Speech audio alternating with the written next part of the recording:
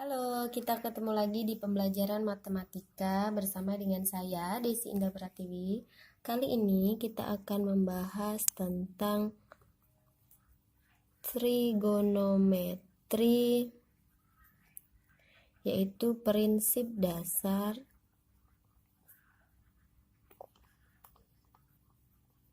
kuadran dan sudut relasi.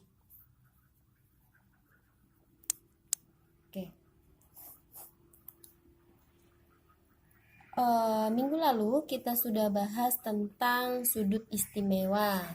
Masih ingat yang ini? Minggu lalu kita membahas tentang sudut istimewa ada 0 derajat, 30 derajat, 45 derajat, 60 dan 90 derajat. Terus ada pertanyaannya, gimana jika sudutnya lebih dari 90 derajat? Bagaimana cara mencarinya atau bagaimana tanda placementnya? Sekarang kita akan bahas tentang sudut yang lebih dari 90 derajat. Oke. Sebelumnya kita buat dulu kuadran.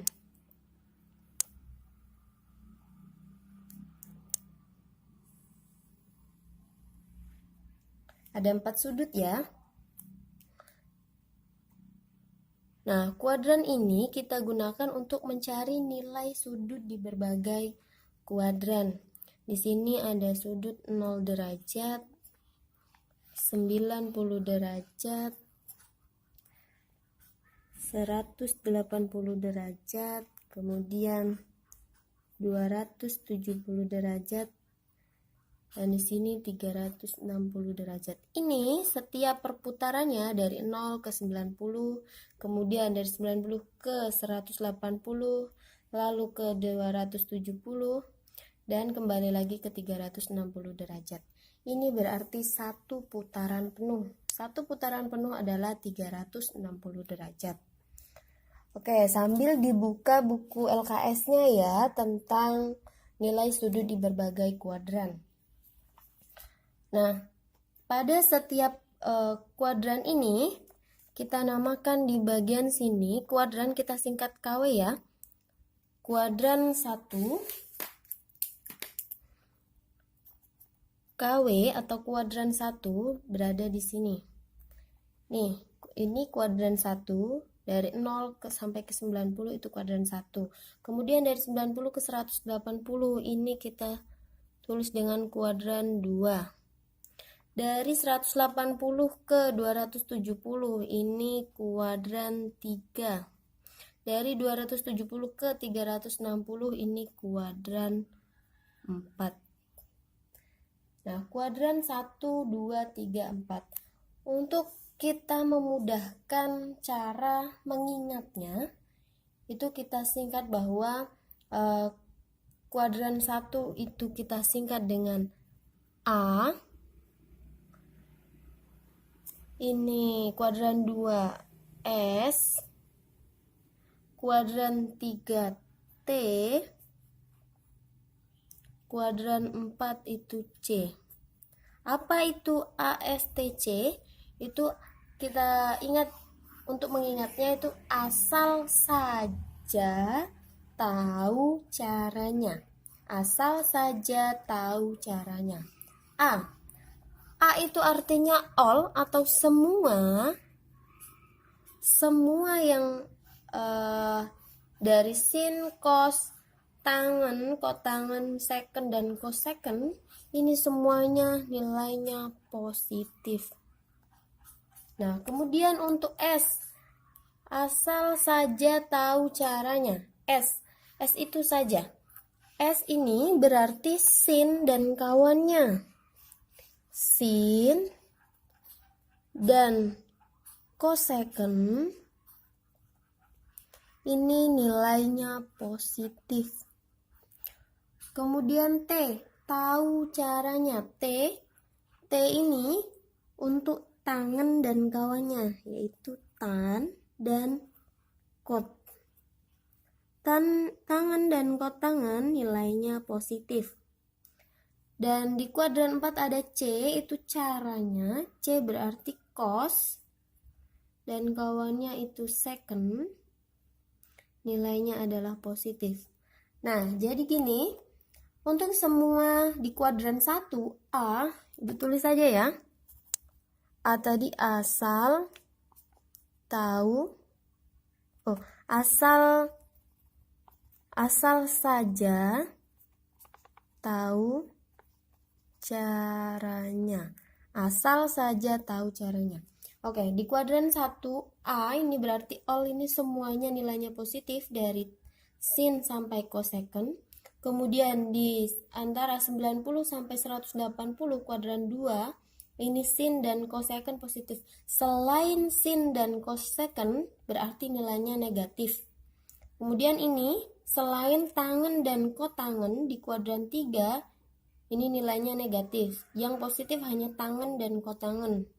Ini cosecant, cos dan secant ini nilainya positif, selain ini nilainya adalah negatif.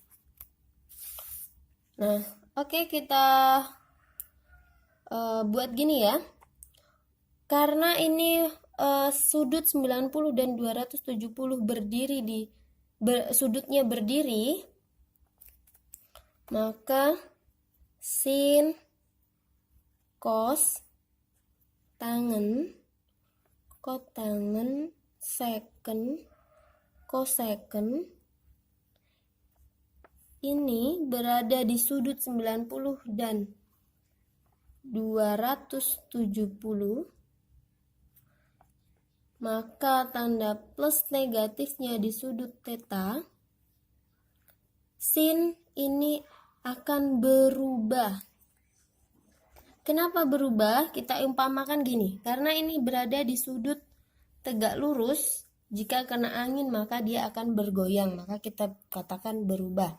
Sin berarti berubah menjadi cos sudut tetanya, cos berubah menjadi sin sudut tetanya, tan berubah jadi kotangen sudut tetanya, kotangen berubah menjadi tan, secant berubah jadi cosecant,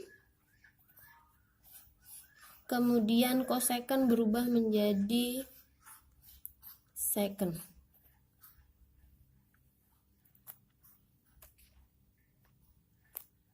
Nah, sudah. Kemudian gimana kalau sudut di antara 180 derajat dan 360? Karena sudutnya ini berbaring, maka jika kena angin dia tidak akan berubah. Atau kita katakan tetap. Tetap antara sin, cos, tan, kot, tangen, secant, cosecant di antara sudut 180 derajat dan 360 derajat, maka tetap. Artinya tetap tidak berubah. Positif ataupun negatifnya di sudut tetanya tidak berubah. Sin ya tetap sin, cos tetap cos, tan tetap tan, kotangen tetap kotangen, secant tetap secant, dan cosecant tetap cosecant. Nah, sudut tetanya ini tidak akan berubah jika sudutnya berada di 180 sampai 360, maka tetap. Oke, untuk contoh soal, kita buat contoh soal ya. Misal contohnya sin 225 derajat. Berapa nilai dari sin 225? Nah, untuk mencari ini, karena sin 225 tadi bukan sudut istimewa, kita usahakan sudutnya berada di sudut istimewa. Bagaimana? Nah, sin 225 berarti ada di 180 derajat sini. Berarti ini termasuk di kuadran kedua. Nah, kita cari. Maka sin, karena tadi di kuadran kedua adalah 180, jadi 225 itu dari 180 derajat ditambah berapa biar jumlahnya jadi 225? Ditambah 45 derajat. 180 tambah 45 adalah 225. Nah, oke, berarti karena sin tadi berada di 180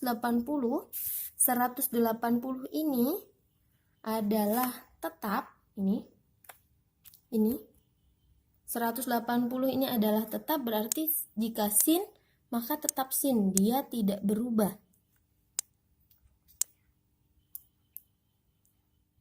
Nah, tetap sin tidak berubah. Nah, oke, berarti sin dari 180 tambah 45, sinnya 45 derajat. Berapa sin 45 derajat? Masih ingat yang ini? Sudut istimewa, sin 45 derajat adalah setengah akar 2. Setengah akar 2. Nah, tanda plus atau min, kita cari yang ini tadi. Tanda plus atau min, karena ini tadi sinnya tetap di sini. Plus atau min, sin dan kosek tandanya adalah plus atau positif. Berarti di sini jawabannya adalah positif setengah akar 2. Bisa ya? Kemudian lagi, contoh soal lagi. Misalnya sin 120 derajat. Berapa nilainya? Karena berada di garis 90, 120 nih. Karena berada di garis 90, maka berubah menjadi cos. 120 kan di antara ini ya. Nah, maka kita ubah menjadi cos. Nih. 90 di antara 120 kan di antara 90 dan 270. Di tengah-tengah sini kan. Nah, soalnya tadi adalah sin. Maka sin berubah menjadi cos. Sin berubah menjadi cos. Oke. Kita cari. Sin 90 derajat. Ini karena berada di 90. Karena berada di 90 derajat, maka 90 derajat ditambah 30 derajat. 90 tambah 30 kan 120. Oke, tadi karena sin berubah menjadi cos, maka di sini kita ubah cos 30 derajat nih. Cos 30 derajat berapa? Cos 30 derajat adalah setengah akar 3. Jadi setengah akar 3. Plus atau min? Kita cari lagi di kuadrannya. Plus atau min untuk cos, untuk sin, bukan untuk cosnya ya, karena soalnya tadi sin, kita cari sinnya. Sin untuk sin untuk setengah akar 3, maka di sini setengah akar 3 sin, maka hasilnya positif. Nah, bukan cos ya, yang dicari tetap di soalnya adalah sin. Oke, sampai sini tentang prinsip kuadran dan sudut relasi. Bisa dipahami ya?